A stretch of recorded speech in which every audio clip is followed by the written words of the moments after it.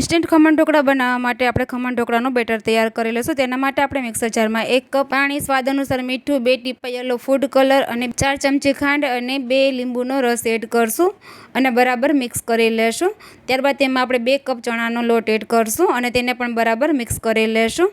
તો આપણું smooth better બનીને તૈયાર છે। તેને આપણે બાઉલમાં કાઢીને 10 મિનિટ સાઈડમાં રેસ્ટ માટે રાખી દઈશું।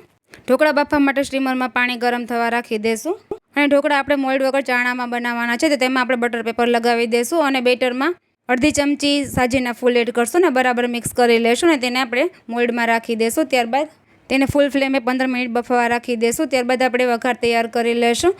વઘારમાં આપણે 1 ચમચી રાઈ, મીઠા લીમડાના પાન, ઝીણા કટ કરેલા મરચાં અને 1 ચમચી તલ એડ કરશું અને 2 ચમચી ખાંડ એડ કરશું। પાણી એડ કરીને બરાબર મિક્સ કરી લેશું। ત્યારબાદ આપણે ઢોકળા ચેક કરી લેશું। ઢોકળા બરાબર બફાઈ ગયા છે, તેને કટ કરી લેશું અને ઉપરથી વઘાર રેડી દેશું।